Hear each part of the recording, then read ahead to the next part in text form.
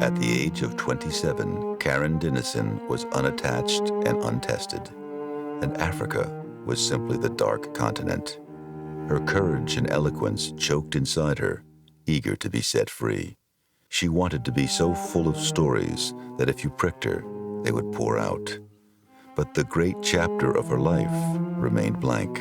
The destiny which she was determined to fulfill was vague and seemed to be eluding her.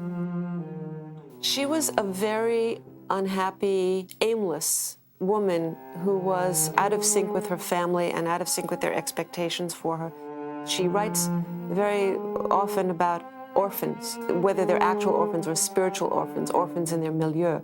And she felt that she was born to have a different life, a wider scope, a more passionate existence than the one that she had in Denmark. Of all the idiots I have met in my life, I think that I have been the biggest.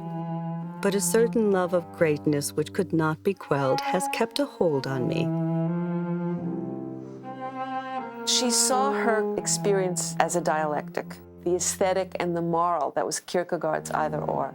And the poles of that dialectic organized her experience in an extraordinarily coherent way.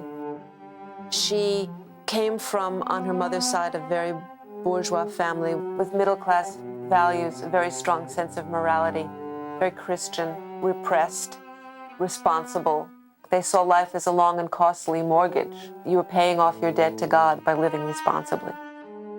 The erotic repressiveness of her mother's family was one of the most oppressive aspects of their morality.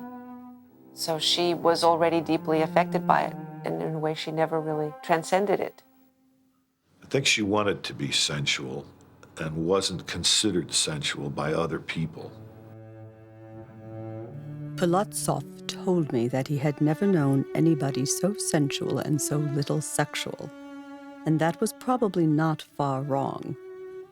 What has captivated me or infatuated me has been human personality, or some kind of mutual interest that we have shared.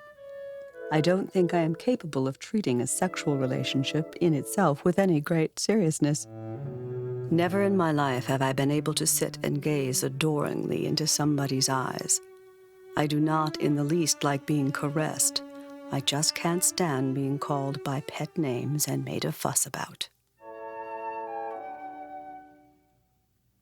Her father, whom she adored and who committed suicide when she was 10, had been a great adventurer and an aesthete and a hedonist and a sensualist and a warrior. And all of those virtues that she admired in him, she longed to have in her own life and didn't see any way to have them.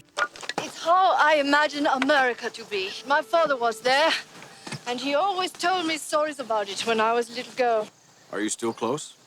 He died. He killed himself when I was 10 years old. She received several marriage proposals, one from an art critic who would have made a decorous and understanding husband, but she didn't want a decorous, understanding husband. She worshipped virility. It's not as though you loved him. You'd like to be a baroness, that's all. He lied to me. Of course. Would you be in bed with him otherwise? She fell in love with Bror's older brother, Hans, who was killed also, ironically, in a plane crash. You could marry me. I mean, at least we're friends. We might be all right, and if we weren't, at least we'd have been somewhere. You don't think you're being too romantic? Karen got what Karen wanted, which was married. Bror got what he wanted, which was to get to Africa, in no small part on Karen's money. It wasn't just a mercenary or even a sort of exploitive or marriage of convenience. They really were friends, and they had a great complicity. They both wanted to escape. I think there was quite a strong attraction on her part to him. He was not an obvious choice for her, for a sort of intellectual, high-strung, cultivated woman, but in other ways he was not such a bad husband. Her family then staked them to this farm, which was an extraordinary gift.